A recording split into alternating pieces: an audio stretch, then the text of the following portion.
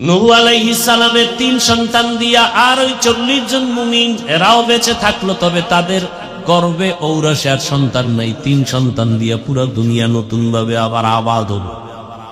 হাম হাম সাম ইয়াফাত, 3 জন সন্তান দিয়া নতুন করে পৃথিবী আবার আবাদ হলো।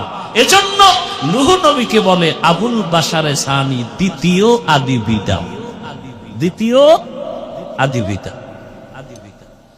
নূহ আলাইহিস সালামকে আবার আল্লাহ পাক রব্বুল আলামিন 3 সন্তান দিয়া দুনিয়া আবাদ করাইলেন। এরপরে এর ঔরসে আল্লাহ ইব্রাহিম নবীরে পাঠাইলেন, পাঠাইয়া ইসমাইল নবীরে দিয়া আবার ওই বাইতুল্লাহ নতুন করে বানাইছে। বাইতুল্লাহ ইব্রাহিম নবী বানাইয়া ইসমাইল পাথর আগায় দেয়, আর নবী রাজমিস্ত্রি হয়ে পাথরের উপরে দাঁড়ায় দাঁড়ায় বাইতুল্লাহর দেওয়াল নির্মাণ করে। নির্মাণ করার পরে অবশিষ্ট পাথর থেকে গেল। আল্লাহ তাআলা বলেন পৃথিবী নামক পানির জমিনটারে পাহাড় দিয়া পেরাক মারার সময় নাই। গর্তের পিপিলিকা না খায় মরে না, জঙ্গলের কোন হাজারো লাখো প্রাণী কেউ না খেয়ে মরে নাই, সমুদ্রের ভেতরে লাখো প্রাণী কেউ না খেয়ে মরে নাই। অথচ ওরা কেউ দামি না, শ্রেষ্ঠ না, আমরা শ্রেষ্ঠ। কারা? ওয়ালাকাদ কাররামনা বানি আদম وحملناهم في البر والبحر ورزقناهم من الطيبات وفضلناهم على كثير ممن خلقنا تفضيلا। বনি আদমের মতো দামি কোনো প্রাণী আল্লাহ বানান নাই। পিপিলিকা না খেয়ে মরে না, হাজারো সমুদ্রের প্রাণী না খেয়ে মরে নাই। অথচ আশরাফুল মাখলুক, এত দামি মানুষ কেন না খেয়ে কষ্ট পাই? কি আমরা না খেয়ে কষ্ট পাই না কেন? ওরা পায় না আর আমরা পাই কেন? পিপিলিকার খানা কি আল্লাহ বাজারে দেন না জায়গায় পৌঁছায় দেন? জঙ্গলের প্রাণী খানা কি ওরা আমাকে বাজারে এসে খায়? ওদের খানা ওদের জায়গায় পায়, সমুদ্রের প্রাণীর খানাও জায়গায় পায়। মানুষ কেন এত কষ্ট পাও? ওরা পায় না কেন? ওরা আল্লাহর যে ডিউটি করার জন্য বানাইছে, ওরা গাদ্দারি করে না, ডিউটি ঠিক মতো করে। আর মানুষের যে আল্লাহর গোলামির জন্য বানাইছে, মানুষ বড় নিমক হারাম গাদ্দার, আল্লাহর ডিউটি করে না। তো কো যাও সুন্নতে আহমদ কো যা, তো কো যাও সুন্নতে আহমদ কো যা, বা মোহাম্মদ কে বুয়াদ নিসবত তোরা মান আহাব্বা সুন্নতি কৌলে রসুল মজদায়ে কানা মাই হাম কুন কবুল। সব মখলুক আপনার আমার গোলাম, শক্তিশালী বাতাস আপনার আমার গোলাম, সূর্য আপনার আমার গোলাম, আকাশের চাঁদ আপনার আমার গোলাম। এই যা কিছু দেখি দুনিয়াতে, মানুষ ছাড়া আর কারো গোলামি করে? আল্লাহর গোলামি করে ওরা। আল্লাহর বাতাস কোনো কামে লাগে? আল্লাহর নিজের পানি আল্লাহর প্রয়োজন না আমাদের?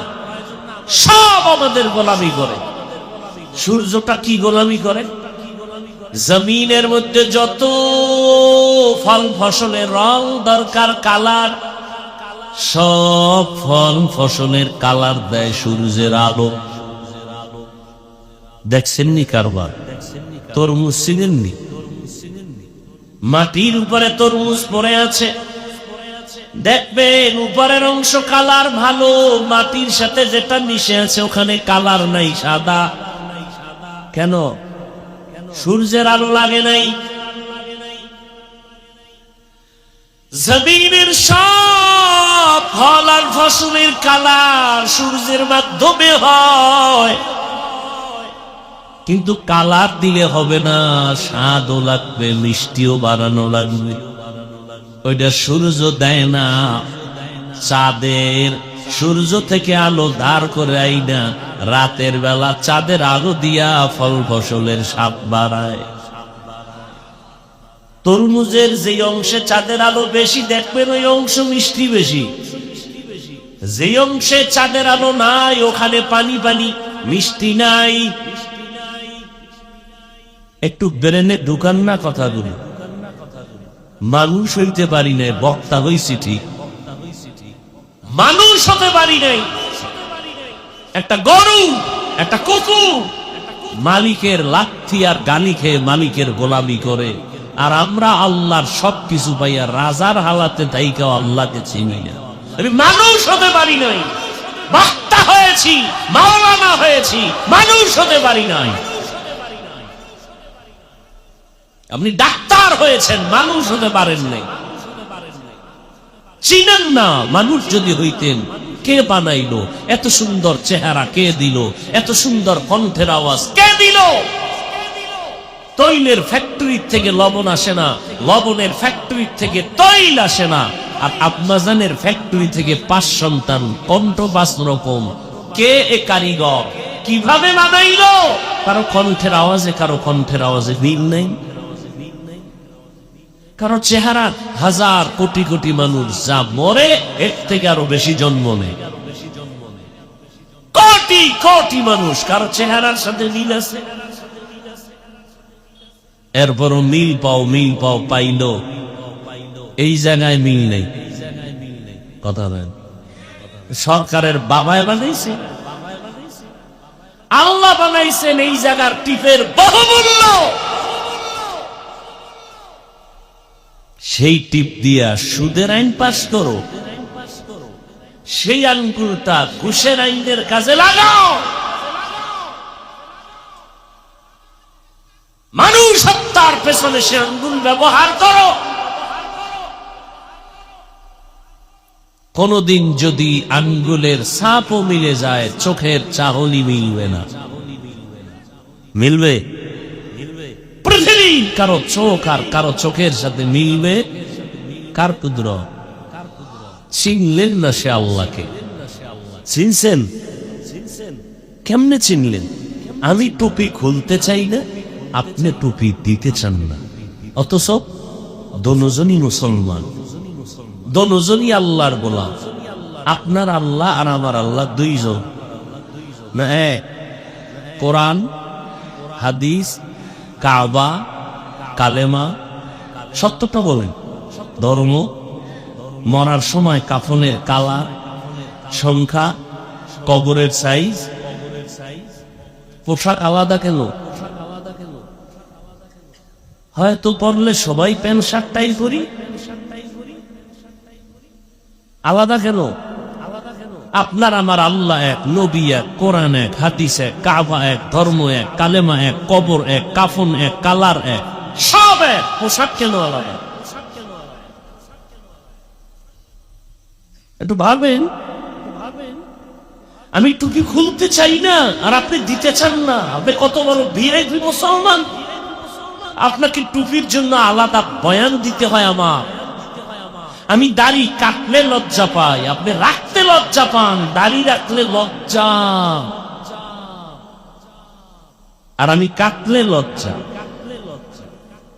আপনাকে আলাদা দাড়ির বয়ান দিতে হয়, দাড়ি রাখলে এই লাভ এই লাভ এই না, বয়ান দিতে হয়, আপনি রাখতে চান না। আপনি কত বড় ভিআইপি মুসলমান। আমি মসজিদে না ঢুকলে লজ্জা পাই আর আপনি ঢুকতে লজ্জা পান। একটু ভাবেন, আমি বেয়াদবি ক্ষমা চাই, রাগ করেন না, একটু ভাবেন মানুষ হইতে পারলাম কিনা দেখেন তো।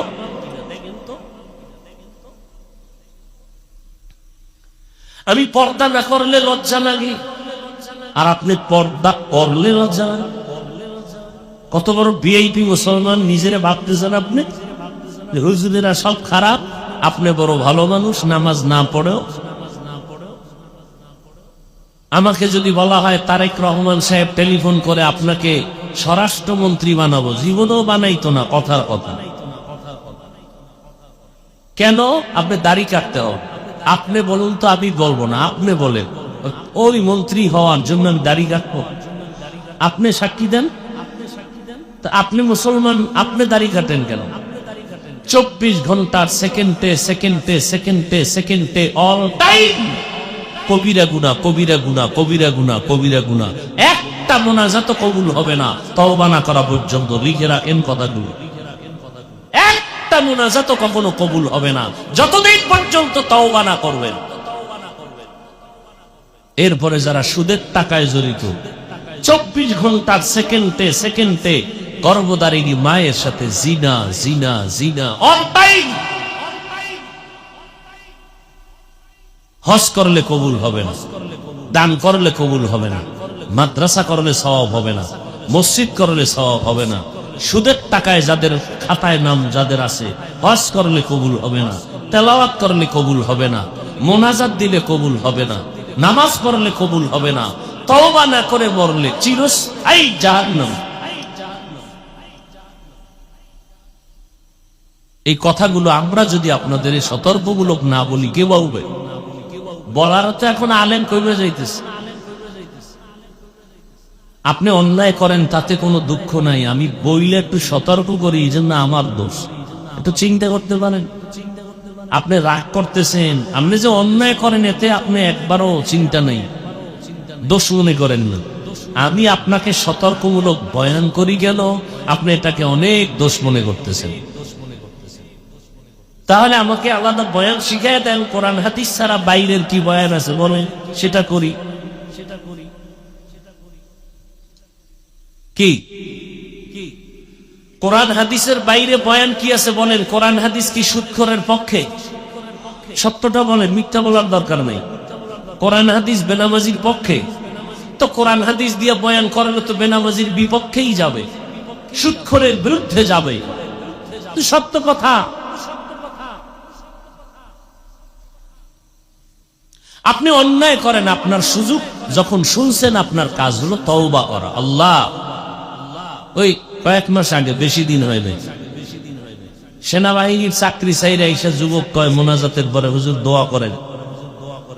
দাড়ি রাখছি, বয়ান শুনছি, নামাজও পড়ি, চাকরিও চাইরা দিছি। কিসের চাকরি? সেনাবাহিনী। কেন?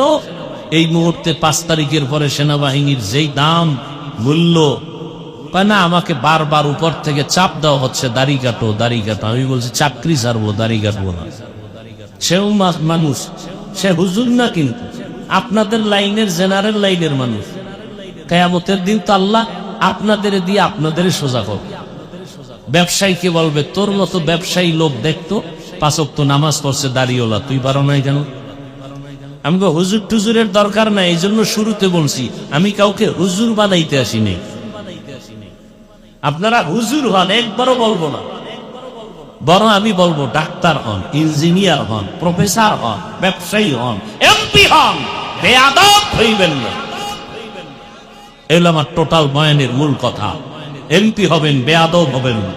চেয়ারম্যান হবেন, বেয়াদব হবেন না। ডাক্তার হবেন, বেয়াদব হবেন না। আমার টোটাল বয়ানের ফলাফল এই কথা। আমি একবারও বলবো না তাবলীগে যান, পীর সাহেবের কাছে যান, একবারও বলবো না। ওটা আপনার বিবেক আর ইমানের তাগিদে আপনি যাবেন কিনা সেটা আপনার ব্যাপার। আমি বলবো আপনি ডাক্তার হন। আমার দেশে আলেম, মাওলানা, মুফতি, মুহাদ্দিস, বক্তার অভাব নেই, কিন্তু আমার দেশে আদর্শবান ডাক্তারের অভাব। আমার দেশে আদর্শবান নেককার ইঞ্জিনিয়ারের অভাব। আমার দেশে আদর্শবান নেককার এমপি, মন্ত্রী, ওসি, ডিসি, এসপি অভাব।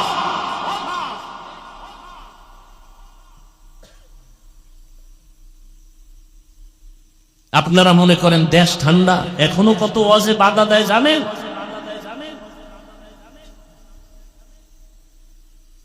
আমি চিন্তা করছি একবার ইচ্ছা রকম মাহফিলের প্যান্ডেলে ধুয়ে দেব, চিন্তা করলাম না, আরেকটু ধৈর্য ধরি। আমার মাহফিল বন্ধ করবে সাহসটা কার? লিস্টিতে রাইখা দিছে একদিন ধর্ম প্যান্ডেলে ইচ্ছার আপন ধোলাই করুন। আরেকটু ধৈর্য ধরে দেখি কারা আমার মাহফিলে বাধা দেয়।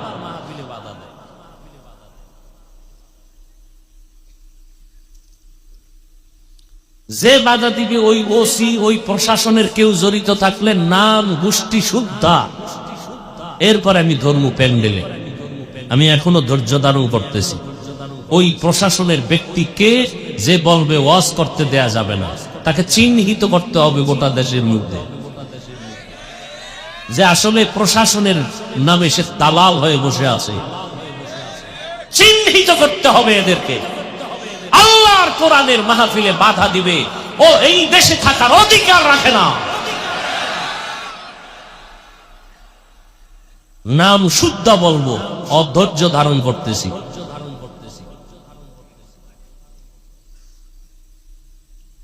আল্লাহ হেদায়াত দান করুন।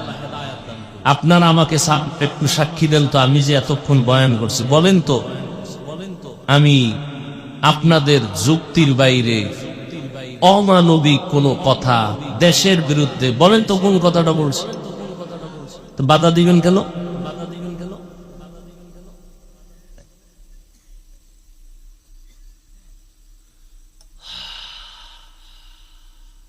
দেশের পক্ষে জীবন দিছি আমরা। করোনার সময় বলেন সত্য কথা সাক্ষী দেন, সবাই মাস্ক লাগায় ঘুরছেন, বাবায় মারা গেছে, ছেলে কাছে যায়নি। কি সেই সময় শত শত করোনার লাশ আমাদের টুপিওয়ালারা কাঁধে নিয়ে গোসল করায় জানাজা দিয়ে কবরে রাখছে। একজন হুজুরও করোনায় মরে নাই। আর সেই হুজুরদেরকে আপনারা বাধা দিবেন? তাহলে কি আন্দোলন করলেন, কি স্বাধীন করলেন?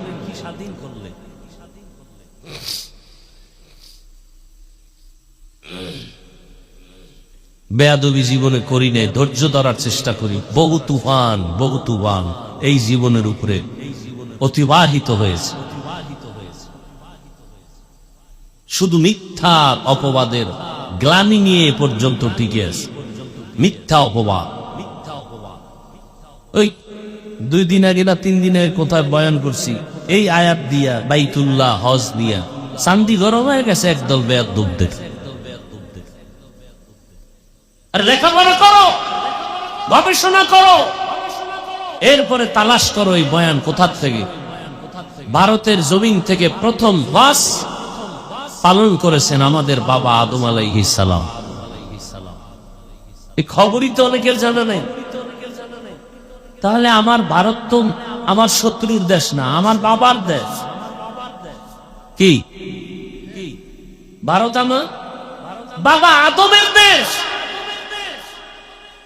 সেই ভারত থেকে 1000 বার হজ করেছেন পায়ে হেঁটে গিয়া বাইতুল্লাহ পয়গম্বর আদম। ভারত থেকে হেঁটে লিখে রাখেন এগুলো।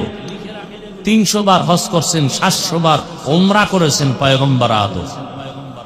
আপনি মনে করছেন আমি গাঞ্জা খাই কথাগুলো বলতেছি না? ভারত আমাদের পূর্বপুরুষদের ঐতিহ্যের দেশ। আজও দিল্লি শহরে দাঁড়িয়ে আছে কুতুব মিনার। কয়েল নিবেদন তো ভাই, এটা আমাদের অনেক ক্ষতি করে। এটা আমাদের পুরা নিবেদন ওটা জিন্দা রাখেন না।